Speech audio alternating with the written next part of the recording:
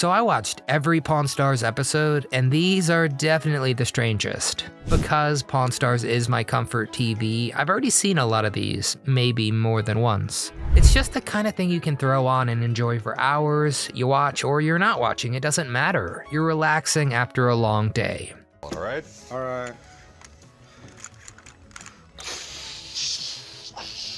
But every once in a while, there's an episode on that just shocks you and grabs your attention. It's either so strange, gross, or scandalous that you nearly think, boy, how did they even get that on TV? Now, it wasn't super easy to get through all those episodes. The show is on for 23 seasons and counting. So trust me, I got to know Rick, Corey, Chumley, and the old man, rest in peace, very, very well. Yeah, maybe a bit too well. I mean, my wife yelled at me a few times, but hey, I have to watch them all, hun. So, these episodes feature international travel, the toxic hazards, the best celebrities, and some stuff that is definitely not safe for work. So, buckle up, and let's get it pawn like Donkey Kong. Now you... What happened? Season 8, Episode 2, London Pawning. Okay, so if you haven't seen the episode, it takes Rick out of his element and sends him to good old London. I think Vegas might be the most American city, and Rick may be the most American guy. So what the heck was he doing across the pond? So in the previous episode, Corey, Chumley, and the old man, they get sick of Rick's bad mood, and they suggest that he take a vacation. So naturally, he chooses the country where all his favorite rock and roll bands came from. But it's not exactly the relaxing vacation you might think, and what Rick needed. Because Rick is still on the clock, of course. He visits his friend's pawn shop, and then has to babysit the clueless employee who offers to show him around. You know, basically the London Chumley. And along the way, he checks out some seriously cool stuff. A pair of Elton John's boots, and a chunk of the Titanic. All in all, it's a really fun change from the comforting formula that we're all used to on Pawn Stars. But hold on just a second. Why was Rick really in London? I mean, the show wouldn't have chosen that path. Well, the real reason is that the network was setting up a spin-off Pawn Stars UK. Yeah, that's right. They tried to do the same show with a bunch of Brits instead. Place you with this, I could get a drink, no back chat, nothing like that, and So did the people in England like the spin-off? Well, I don't think so. It only ran for 2 seasons, so you tell me in comparison. Because Pawn Stars US has been running strong for 23 seasons, and there's no sign of stopping. So yeah, say it with me now. USA, USA. Sorry, I'm still on the Olympics high. And I have to say, this isn't the only time that Pawn Stars do go to London. Rick goes back in season 17 to buy a print by famous artist Banksy, which he buys for nearly $1 million. Season 7, episode 34, Hello, Goodbye. So all you pawn heads out there know that Pawn Stars does have some pretty weird moments. I mean, that's why we watch it. No. No way. But while lots of them are about weird items that people bring into the shop, like a submarine for midgets, this one is unique because it's just one guy being really, really awesomely weird. So who is that lovable weirdo? Well, it's Steve Carell. That's right, the great guy from The Office, Anchorman, and the 40-year-old virgin. He showed up at Pawn Stars, and yeah, of course Steve Carell making a visit is gonna be on this list. So it all started when the guys recognized somebody that looked like Steve. And of course, it was Steve Carell. I'll jump to that. Is that Steve Carell? He's shorter than that. How do you know how tall Steve Carell is? So Michael Scott came into the shop. Steve Carell came into the shop looking for a World War II diver's knife. Why? I don't know. He doesn't say. But when Rick found one for him, things, well, they got kind of weird. It seems like Steve Carell doesn't know how to negotiate. It seems a little low. I will give you 4,000. Because he kept raising the price, not lowering it. Was he trying to play a prank on Rick? Yeah, probably. But Rick isn't the guy who takes tomfoolery well. He's too used to haggling over huge deals to mess around, which is why Chumley bugs him so much. But while he can release his frustration by chewing Chumlee out, he can't exactly do the same thing to Steve Carell. So that's how we got this gloriously weird episode.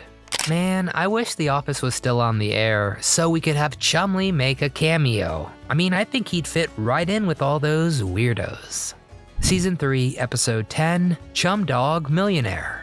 This episode was great. The name even is with the playoff of Slumdog Millionaire, the Oscar-winning film from 2008.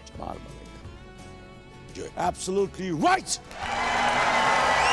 I mean, who didn't watch the game show Who Wants to Be a Millionaire and not dream of winning it all? Yeah, I mean, I certainly did. And another person who's dreamed of taking home the big bucks from the show was Chumlee. But, I mean, no offense, if I had to phone a friend, Chumlee would be about the last guy I'd call. Unless, of course, the question was about a sick pair of Air Jordans, because the dude does know sneakers. But this episode revealed that the latest contestant on Who Wants to Be a Millionaire was going to be none other than the biggest doofus on Pawn Stars. The episode is pretty lighthearted. It features Chumlee cramming for his appearance on the show, and the other guys, of course, messing with him. The highlight of the episode might be the dream sequence, because it, I think, was a first for Pawn Stars. It features Chumlee getting a question right up his alley and winning it big. In real life, Chumlee really did go on the show, but for a special charity benefit with other Pawn Stars. So Chum, you just won $500,000. How are you feeling? I'm excited. Let's see. So while no, he didn't win the big fat million, he did get to be on TV and a great game show at that. But I guess that's less exciting if your job is already being on TV. That should be inspirational for all of us. If he can do it, why can't you? And yeah, Chum Dog Millionaire might be up there with the best episode title of them all. Season 1, Episode 23, Pawn Shop Pino. So this was the episode that kind of made me fall in love with the show. It's silly, it's about booze, and I remember watching it way back when Season 1 aired in 2009. Sure, there's always been a lot of crazy and dangerous stuff on Pawn Stars, from cannons to guns. But there's also the appearance of something so toxic, so awful. Yeah, I'm talking about Chumlee's feet. Ugh. And in this episode, I remember Chumlee really letting those dogs out in the grossest way possible. The cause of the trouble? Well, someone brings in a really cool vintage wine container. It's actually called a demijohn. I hope I got that right. And of course, the second he gets his hand on it, Chumlee decides to use it to make his own wine. Predictably, it doesn't go well, and he has to add some real wine to make it look half decent. Rick and the old man, of course, are not impressed, but to their credit, they really do try that monstrous concoction. You gotta give the boy credit. So, bottoms up. All right. Oh. And do you remember the old man actually liked it? Or at least he just pretended to. Maybe the old man was a nicer guy than he let on. The Playboy episodes, all of them. This episode takes a little walk on the wild side. It features the first ever Playboy magazine, starring none other than Marilyn Monroe. And we also learn that Rick actually knows a lot about Playboy, maybe a bit too much. I guess that's one problem with having your own TV show. Random people out there end up knowing so much about you, it's kinda creepy. But hey, that's reality TV.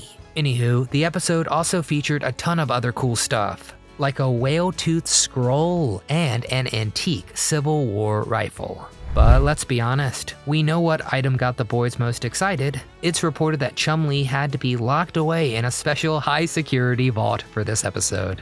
But it actually turns out that this was not the only time that Playboy merchandise was featured on the show. Nope, in fact there's been tons of bunny ear related stuff. There was the time that somebody brought in the fake prop Playboy that was from the movie Forrest Gump. Then somebody brought in one of those classic bunny outfits. I think the coolest were the Playboy trading cards. Man, I collected everything, baseball cards, football cards, but not that.